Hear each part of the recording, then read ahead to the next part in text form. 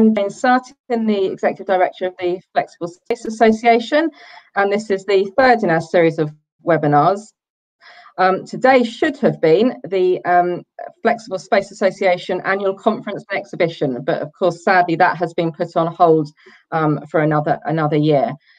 But we have with us this morning one of our intended speakers at the conference, Neil Usher.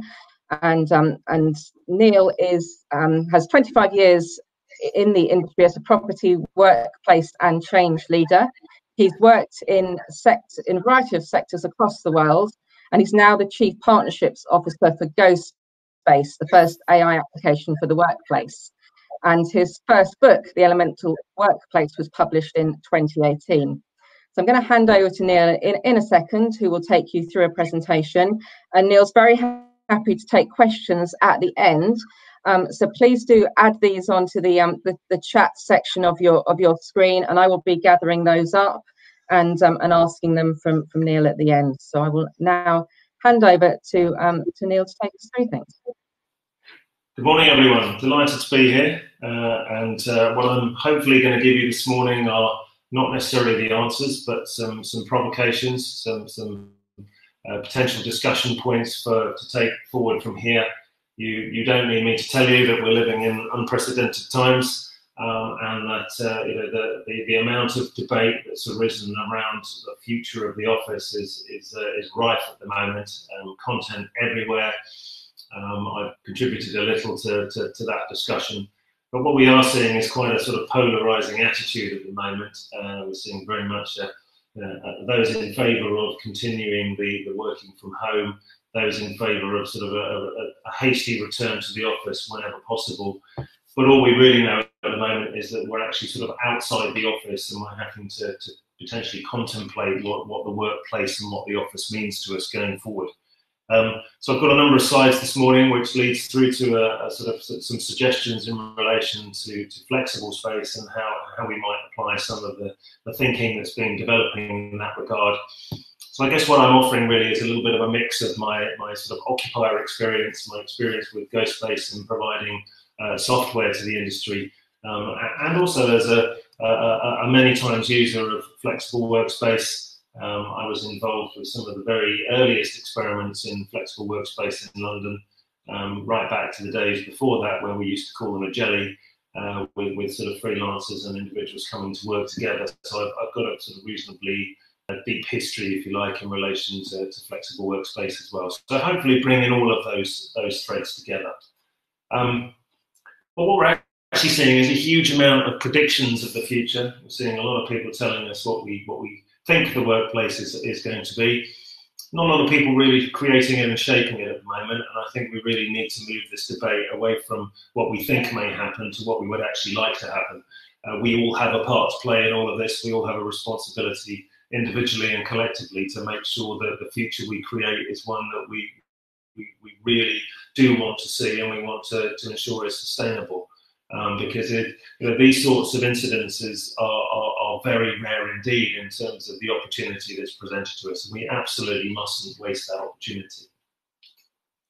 So in terms of sort of starting the thinking, really, I often sort of pre-pandemic used to present this slide when I was really focused on sort of collaboration in the office, really to make a point that in terms of the actual reasons that we would go to the office, there were probably 5. Many other sort of sub-reasons fell into one of these categories somehow.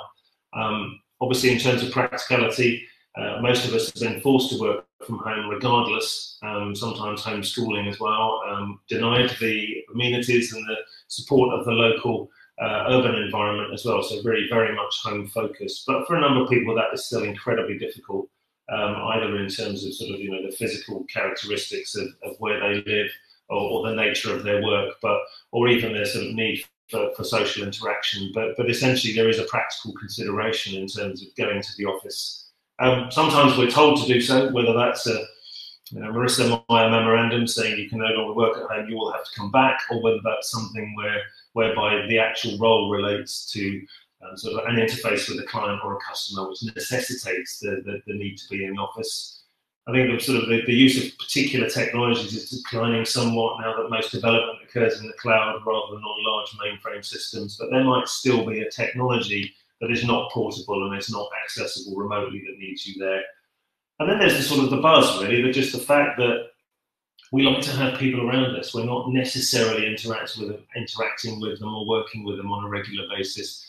But like we might just go and plonk ourselves in the corner of a cafe and just people watch while we're working, it inspires us, it gives us some, it just helps our brains to function the way we want them to, just by virtue of having some people around us. But more than anything else, the thing we can't replicate, the reason for primarily going to the office, we get up in the morning and say, where are we going to work today?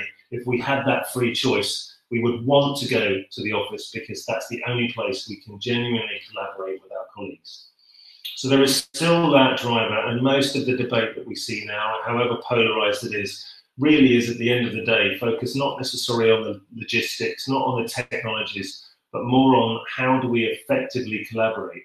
Because one of the things that I think will become apparent the longer this goes on is that while we have ideas, and we have those ideas individually generally, we need our colleagues to help them to become a reality.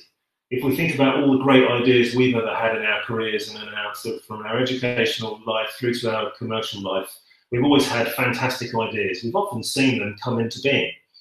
I can remember conceiving of co-working spaces probably about 10 years before they ever arose, because there was a disused bank at the end of my street, and I used to think, wouldn't it be amazing if local people could just come and work here?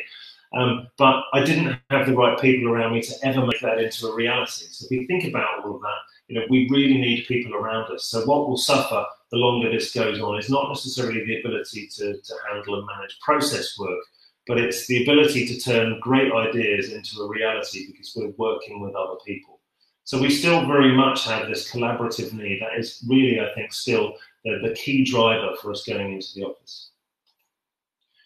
But then let's have a look at what's working, what we know. I think there are 9 things, and I'll run through these very quickly, but I think there are 9 things we really know. One is that our office space is drastically underutilized. So it's become quite interesting, really, looking at CEOs and CFOs suddenly realizing when their offices are completely empty, just what a huge cost and just what a huge, unsustainable mound of bricks that they're actually investing in here. Because most of the time, and all of our data collection supports the fact that most of the time, most offices are, give or take a few percentage points, 50% underoccupied, unutilized during the course of a working day. Now they're 100% unutilized. Suddenly the penny has dropped. But we've been trying to tell within the workplace industry, trying to tell business leaders for several decades that these huge tower blocks are standing half empty. And if you look at the cost of a desk, really, in particular within a corporate workplace, sustaining that level of cost over a long period of time is an incredible drain, particularly when you think about what goes into some of the cost reduction initiatives in organisations to look to steal a few pence here and there off a price or of something that we buy, all the while staring at the fact that half our office space is empty. But one of the other things we've seen, I think, in the last few months is that while we've been told for many years that the brand of an organisation, must be enshrined in bricks and mortar, must be beamed out with bright lights across the city, because it's really all about the office expresses the DNA and the brand of the organisation, and that's absolutely vital. It's doing none of that now. The only buildings really at the moment that are providing any kind of productive use, beneficial use, are those we either live in or around the essential services we require, whether that's food or whether that's healthcare. They're the buildings that are really working. They're the only buildings that have any relevance at this moment. So organisations are actually being judged by what they do. They're being judged by their behaviour, the attitudes they take, whether they're actually engaging in good works or whether they're making a positive contribution. And we've also seen the negative effect of that, where bad news travels incredibly fast and poor attitudes are very quickly called out. We've known a few other things around the commute, the daily commute. It's dangerous, it's expensive, it's a complete and utter waste of time in most instances. You can barely actually read a book on the London Underground most of the time because you just haven't even got the space to do that. So actually we're wasting a significant amount of our that time, and we've known this for a long, long time. Most of our offices, as you've probably read, a huge sort of campaign against open plan space in the last few years on certain websites in particular. But the Leesman Index that studies these things is constantly saying that noise and distraction are the key impediments for people doing their work. But that's quite odd, because what we've actually said is the main reason we go to the workplace is to collaborate. So why are we complaining about them being noisy and distracting? Isn't the noise the byproduct of collaboration, and isn't the distraction what it's all about? So quite clearly, a lot of people are still going to the workplace to get their head down, to put their headphones on and not be distracted, and they want peace and quiet. But actually, as I'll come on to in a minute, actually not being in the office to perform those sorts of tasks is quite possible. Because actually what's going on in reality is that a lot of the collaboration we believe is happening in the office is not actually happening in the office, or not to the degree that organisations would like. Because many people are trying to move themselves away from the noise and the distractions. And what that leads in particular in corporate workspaces or in larger workplaces is that self-organisation becomes really difficult. Actually, the amount of messages that are sent to ensure that one small group of people can all be in the same place at the same time is extremely high. And when we think back to the underutilisation of office space, if only 50% of our colleagues are in on any one day, then the chances of us actually being able to collaborate with the people we need to see are actually quite slim.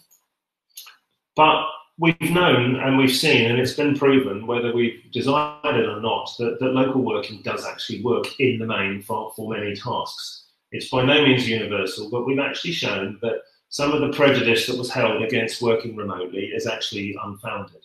That we can actually, if we make the right arrangements, we can stay in touch with people. We can get on with our work. We've got all of that commuting time back. And this is something that's been campaigned for several decades. But what's happened is the sort of realization that actually local working works has been massively accelerated in the last few months. We've also realised in association with that actually managing people by objective rather than the sort of high presence, low trust sort of environments that typify most corporate workplaces is quite possible too. That actually just giving people clear tasks and making sure that we check in with people on them being performed to the right level and at the right time is actually quite possible. And that the tools we've got in the digital workplace to support that are actually very sophisticated, and they're going to get significantly more sophisticated in the coming sort of 12 to 24 months, because as you can imagine, those that have created and offer enterprise social networks, collaboration tools, and web tools, web platforms are all incredibly busy in developing their range of services, what they can offer, and their sophistication. So the digital workplace we have today is only going to get better. And I think it was Microsoft's CEO a week or two ago said we've seen probably about 3 years worth of digital transformation occur in 2 months. It's been quite phenomenal, the degree to which we are now becoming remote work proficient. I've been doing quite a lot of work with a large firm of lawyers, and for a lot of those people, sort of dialing into, connecting into web calls on a regular basis was unheard of.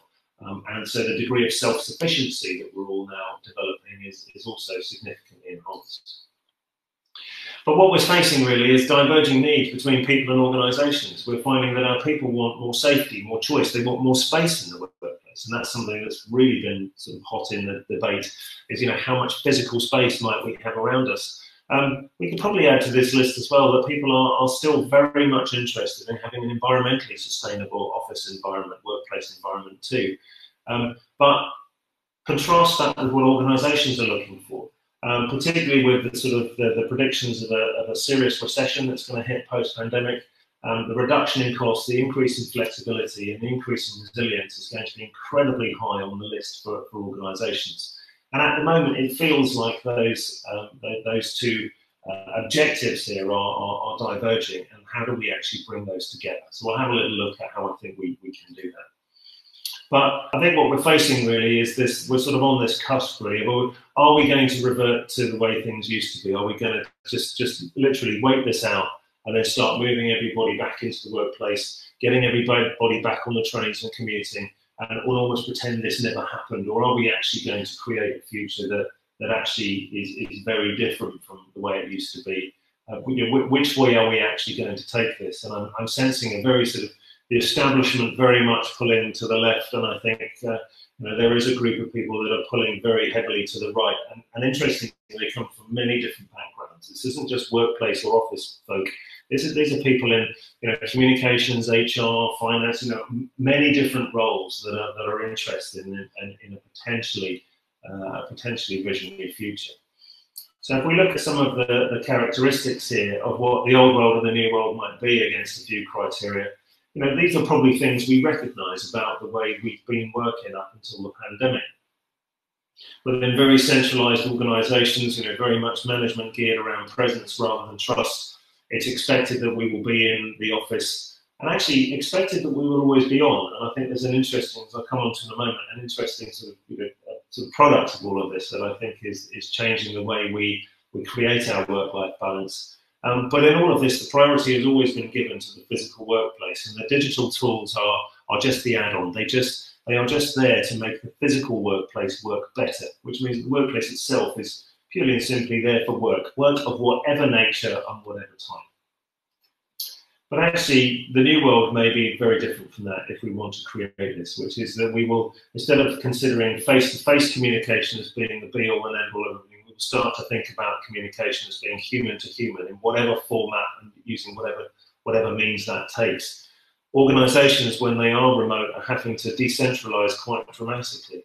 The ability of an organisation in a physical space to channel instruction through a centralised structure it has been undone somewhat by being remote, and so organisations are having to learn to work in much more decentralised ways. Issuing instructions and requests and requirements, on the basis of it being an objective and something to be achieved, and something to rather than purely managing attendance and managing process.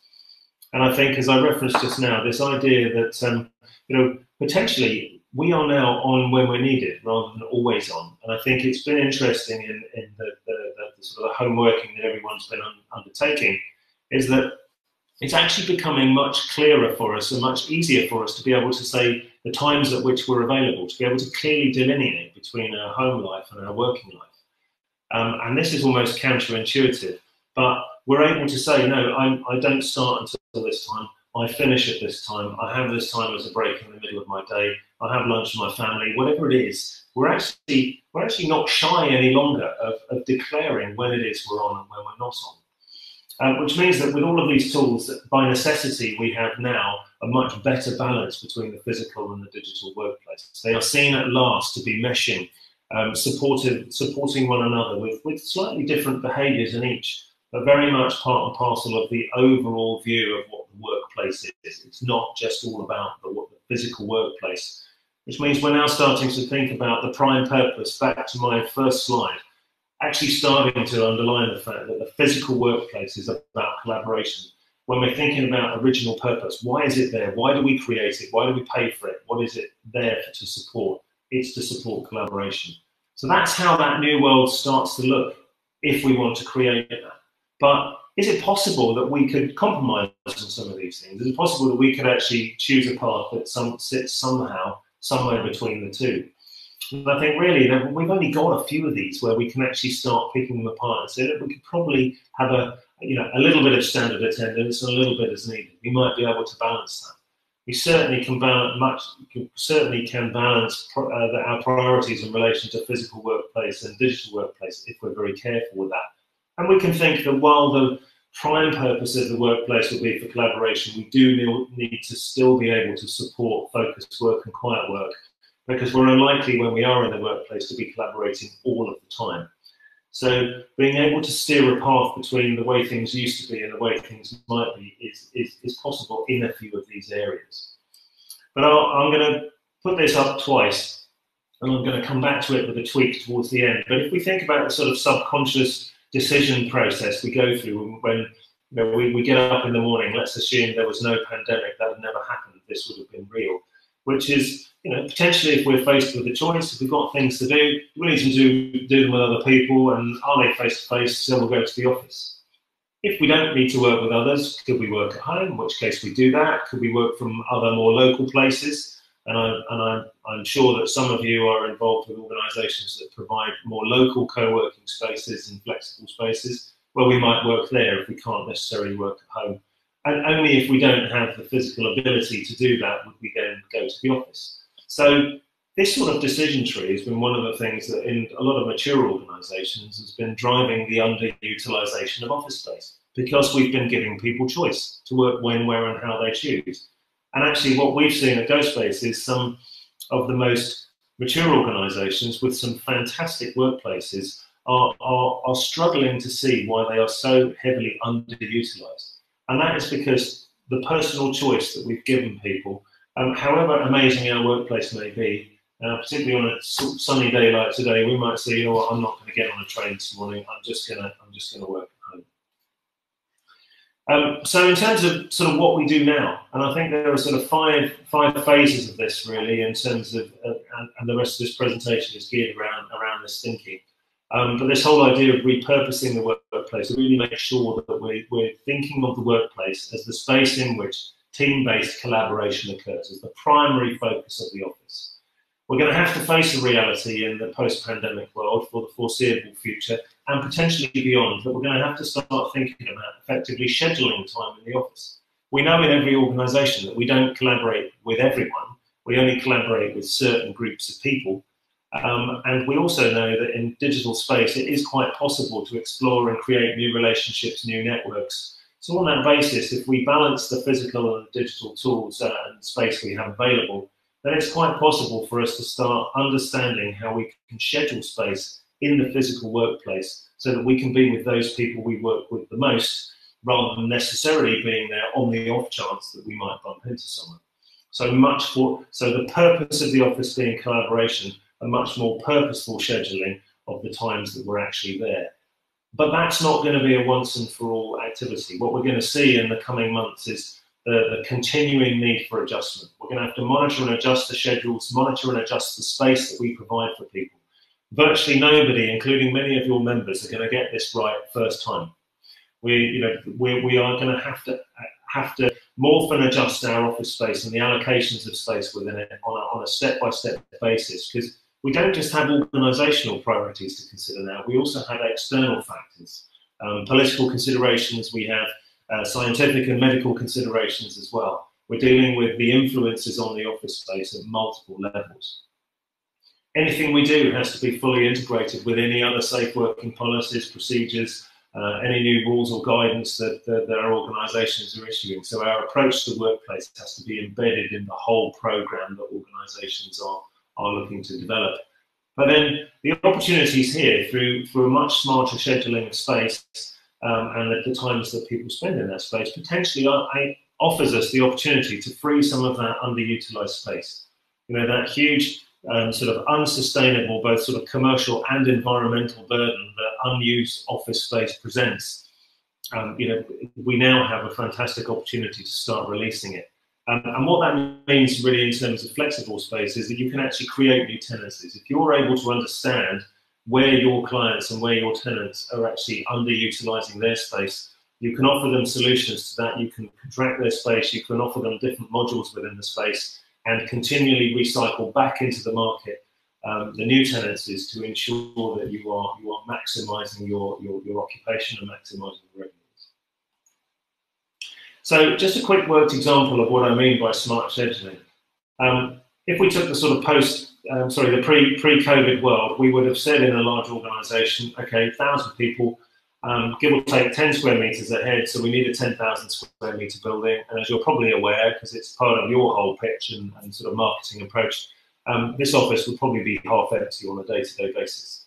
We always provide, and in my whole experience in the corporate world is that there is always a drive to provide an office on the off chance, just in case everybody shows up, which of course they never do. So consequently, within this tower block, there will be a significant degree of underutilisation. So if we said, well, with the pre-COVID thinking, half our people probably could continue to work remotely. They might need to pop in occasionally, but essentially they'll be remote-based workers. So this looks like good news because we now only have to accommodate 500 people, and if we give them 10 square metres a head overall, that's a 5,000 square metre office. It's half the size of the one we used to operate. Well, hang on a minute, people don't want 10 square metres a head anymore. They don't want to be sitting on the big rows of white desks like they used to be. I mentioned people's concerns around space and safety and security. This isn't necessarily going to be accepted anymore. And if we worked with the pre-COVID thinking, we would probably find that even this building would be 50% unoccupied as well. But we can think about space in different ways, and I think this applies to the flexible sector and your clients just as much as it does to corporate workspace. With these 500 people, we know if we can understand the collaborations and map those collaborations that they don't all need to be in every day, or we don't need to provide that space on the off chance that they might come in every day. We could, in fairly simple terms, say, well, actually, we only need 100 people in every day. So we will focus on the key collaborations that we know need to happen. And we can then give people more space. So if we double their space allocation to 20 square metres a head, but we're only bringing 100 people in every day, and that space is really focused around collaboration needs, then we start to schedule our own week. We think, well, I'm in on Tuesday. Tuesday is the day that I'm going to work with my team and the teams I work with most closely. So I will make sure that I keep Tuesday completely free and I will build my week around it. Just like we would approach a business trip or any other scheduling of meetings or times that we put in our diary, we put in the day that we're going into the office. And then we've only got an office of 2,000 square metres. If we think about the amenities we need, if we think about those remote workers needing to come in from time to time to maintain some contact with colleagues in the business, and the odd occasion where some people would need to come in and actually sort of reserve some space because it might not be their day, but they might need to be there, then a smart scheduled office building might only need to be 3,000 square metres. What that means for the organisation is they've saved 70% of their real estate costs. They now have an office that is 90% plus utilised on a day-to-day basis. So they have a much more flexible, much lower cost, much more resilient office. And this could be one of your products or one of your service offerings, is a smart scheduled workplace that enables corporates to substantially reduce their holding and their costs. What does it mean for people? They have a better work-life balance. They know that when they're going into the office, they're not going through the agony and the expense of their commute just to sit in the corner with their headphones on. They know why they're going into the workplace, and that's to collaborate with their colleagues. So it's purposeful. They know why they're going through the commute, and it's worthwhile going through that commute to be there. And they know when they get there, they get more space than they used to have. So the whole experience is significantly enhanced. But they don't need to be there all day, every day of the week, just to sit and do their work. They can do that when they need to if they're there, break away from the collaboration sessions when they need to. But suddenly, everything feels much more purposeful. So let's go back to our little flow chart, our little sort of, we get out of bed in the morning and instantly we're in the top box and we've got things to do today. Obviously, if you haven't, there's no problem. But yes, we've probably got things to do today. Do we need them to do them with other people? And then we get to the question really that we've changed. The only thing we've really changed here in people's considerations is it my scheduled time to be in the office? Well, yes, it is. I'm working with other people, then I'll go to the office. And if we follow the chart through from my scheduled time, no, can I work at home? No, anywhere else? Actually, what we're finding is that, by arrangement, we might be able to go to the office if we really haven't got the ability to work at home or locally. But I think one of the significant opportunities for the flexible sector is in that left-hand side box. Other places locally to go, catering for the people that can't necessarily have a space at home that is effective, not necessarily based around collaboration, but just somewhere to go and work locally. And that way we take the pressure off the main office space and we allow that smart scheduling to function. So the question I'm asking now then really in relation to that new world is, can the flexi sector adapt to that new world? And I think if we look at the sort of key components that I laid out there in terms of the future world, should we wish to create it, I think we can schedule attendance as needed. That sort of human-to-human collaboration, the physical aspects of that, the physical part of that can be scheduled. So yes, we can do that. Your space can provide for those decentralized structures. It's ideally geared towards that. I think is, do you really need to provide digital tools, or are there sufficient being provided now? Is that really a focus for you? But what else can you provide to enhance the digital workplace for your members, not just the physical workplace, enabling them to schedule their time in your space and elsewhere? You really don't have to worry about management by objective, because most of those organisations will look after that and look after the time when they're on and not on. But you can provide spaces which really centre around collaboration, sort of safe collaboration for the time being, and some focus spaces. But I think it does potentially shift the whole service offer that you've been used to in the last few years, which was really all about sort of free flow and free movement, free mingling within those spaces. It can be adjusted slightly. So back to Abraham Lincoln's quote and shaping. These are the things I think for the flexible sector that really need to be focused on. I see a huge gap in the market at the moment between the institutional corporate lease and the flexible offer. There must be ways that spectrum of potential offers to small to even the larger organisations can be filled in. Right now it feels very polarised. You really have one extreme or the other. What else can actually be used to create a much richer spectrum of options? Looking at, so for those location agnostic companies, which I think is a really interesting term that I saw last week.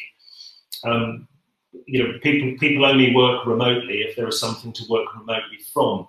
But companies like Automatic and Trello, those companies who are quite used to never having had any space at all, still might need a pay-as-you-go option. They still might occasionally need space, and they don't want to have to go and book that at a hotel or somewhere. So really catering for the location agnostic companies from time to time as they need those spaces is going to be really important, because I think we will start to see a lot more location agnostic companies coming into being.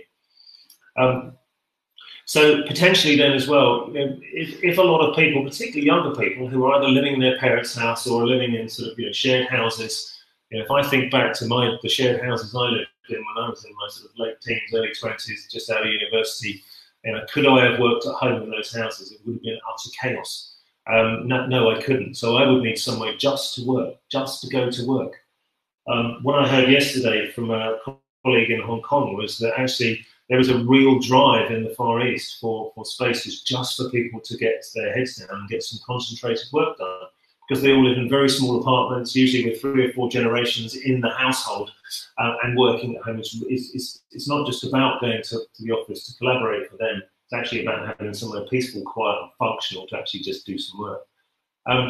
It is this creation of potentially some additional add-ons really to the digital workplace that might be available through an organisation or either the sort of free tools we use.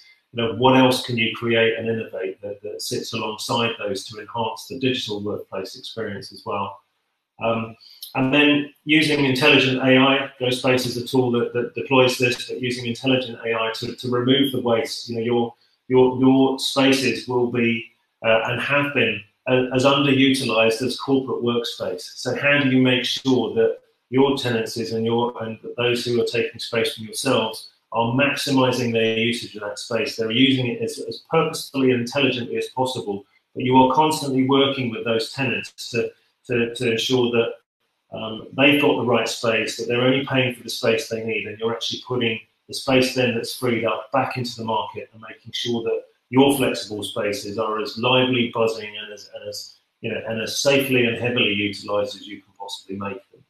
So I think out of that whole story, these are the areas that I think that the flexible workspace sector will need to concentrate on in the coming months. But I see a hugely promising future for the flexible sector from here. I think that the organisational needs for resilience and flexibility and cost reduction provide the most fantastic opportunity for space as a service and for the flexible sector to really flourish. But the market is going to need to see innovations from yourselves, and I'm sure a lot of you are actually working on these right now. But I think the whole market is looking at yourselves to say, okay, you guys are usually ahead of the game. What have you got to offer? How can you make this all possible for us? How can you bring the needs of people and organisations back together so that we're all aiming for the same thing, pulling in the same direction? And I think if you can do that, the future is incredibly bright. Thank you very much for listening. That's where I'm going to pause for breath, which doesn't happen very often, but I'm going to pause for breath, and I'd be delighted to take any questions you may have. Okay, thank you very much, Neil. I think there was an awful lot of food for thought there, but also quite a positive outlook for the sector as well, and there's certainly opportunities to take. So just a reminder that we can have a few more minutes. We've got questions to take, and I think there was an awful lot of things covered there. I thought you touched at one point on how environmental sustainability was perhaps has been a big issue, but might lessen now against other things. And of course, the focus of our conference today was intended to be sustainability, and I wonder now if next year that will still be what is seen as the big theme. How big a part do you think that might play in the future? I think that the climate emergency is very much with us. It is interesting looking at all of these sort of CO2 emission maps and seeing how, when we're all actually out of these city centres, just what a breathing space we've given to the planet. But it's not that the climate emergency is not going to go away. We saw just pre-pandemic that it sort of, through sort of a lot of the climate action that was taken. Frequently remember walking past Oxford Circus to find the whole of central London ground to a halt. The climate emergency is very much with us. But when we think about the space that's provided in a city centre, if we look at every single corporate workplace and every single workplace, and if we're actually saying that these are half empty on a day-to-day basis, then the logical conclusion from that is that we have twice as much office space as we need. So the challenge for us is to make sure that office space in the future is commercially sustainable and environmentally sustainable. And those two things have to go hand in hand. They can be mutually supportive. So my suggestion here is that we really are looking to get much more out of the space we have, and we probably need to stop building quite so many more offices if we can't actually get beneficial use out of the ones we have. So that perhaps leads nicely into a question that we've had from Sally Maskery of whether you think these changes could lead to an oversupply of city centre offices. I think they've been oversupplied for 20 to 30 years, possibly more than that. I've been in this business for almost 30 years. I can remember very earliest utilisation studies that I ever did when utilisation studies became a thing. And being absolutely amazed in the early days that offices were so underutilised. And this was in the days when it was one-to-one attendance, and there was a full expectation that you would be there unless you were on holiday or off sick. And even then they were hugely underutilised. It's what drove the whole move to the agile workplace, activity-based workplace. Always the first thing anybody ever did was a utilisation study, just to prove to management that 30 to 50% of the space was unutilised, and we could save some money. This has been known for decades, but realistically, what's happened with the pandemic is it's really forced everyone to have a look at the purpose of the office. And the question I usually ask is, if the city centres we had now didn't exist, if when we sort of finally got back on the train and went to the city centre, there was nothing there anymore, would we recreate what we've created today? And I think the answer to that would be absolutely not. We would do something entirely different. Yeah, and the timing of this is interesting as well in terms of in the last few months there've been a number of reports. I remember one by IWG on the move to more regional workspace and the provision of flexible workspace in that, and of course that's very much that I'm sure is going to come to the fore now, and those earlier thoughts are going to be put into action maybe more quickly than might have been the case. Well, we're going to see high streets with, the high street is going to take a huge pounding. A little while ago, there was an initiative through one of the large property companies, I think, to potentially repurpose retail outlets that were not being used as workspace. A little before that, there was a campaign to turn all of the large, I think the BT buildings that usually sit on top of a tube station, on top of a railway station. There was a building on top of a railway station, and most of them were empty, to turn these into more local workspaces. But I think the shift to local is going to be significant in the next 5 years. And I think we're going to see that underpinned by moves in the residential market as well. I think we'll see a lot of people moving out of city centres thinking, well, if I'm not going into the city centre every day, then I don't necessarily need to be here. I can be somewhere else. I can have a much better quality of life in a different place. Yeah. There's a comment here that there's a study in the USA that 20% of staff are out of the office 1 day a week, and asking if you have any stats on for that in Europe, or any thoughts. I mean, I suppose that's 1 in 5 people out of the office, and as you talked about, that's probably a growing trend. But years of either conducting utilisation studies, or at GoSpace we collect data on utilisation. We process that back through the artificial intelligence that schedules and optimizes space. So we're always collecting data with clients, and we've actually seen the sort of 50% utilisation. So assuming that half the people are out every day, actually, becoming a more serious proposition for organisations, where we're down at the sort of 25-30% utilisation levels. That's supposing that 7 in every 10 people are not in the office during the course of the day. The first 10% is usually the bit that's made up of people being on holiday or working with a client or absent ill. That 10% is always the case. Even in sort of certain cultures, particularly in sort of places like the Far East, there's a much heavier pressure on daily attendance, and we usually find utilisation levels much higher. But even in those sorts of locations, we'd expect to see the first 10% just naturally accounted for. But when we're thinking then in most of our office accommodation, that in city centres in the UK, that at least half the people are not in on a day-to-day basis. I mean, the amount of waste that's associated with that is terrifying. Yeah. Okay, well, thank you very much. I think this has been a really interesting session, and I'm sure that there's lots that people are going to go away and be thinking about more and building into their planning for the coming months and potentially years ahead. So thank you, Neil, and I'm sure everyone can track down a copy of your book online, and I think you've got your own website as well, haven't you? Yes, I mean, very interested to talk to you about GoSpace if you want to sort of look at how that might apply to your offer. My book's available on Amazon. I'd love to post a copy to you, but I promised to post a copy to someone the other day, and I couldn't get anywhere near the post office. So for the sort of the $12.99 or whatever, it's probably easier if you're interested to order from Amazon. Other than that, yes, I have the Work Essence blog site. I've probably written about 300 articles about work and workplace. Still writing those on LinkedIn. So, but I think now I've completely had enough of talking about home working and office working. It's time to sort of start thinking about something else for.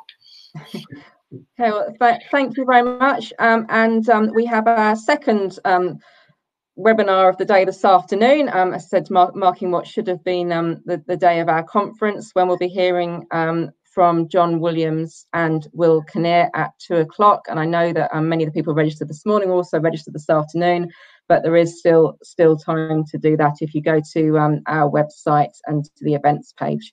So thank you very much and goodbye. Thanks very much indeed. Great to be here. Thanks a lot.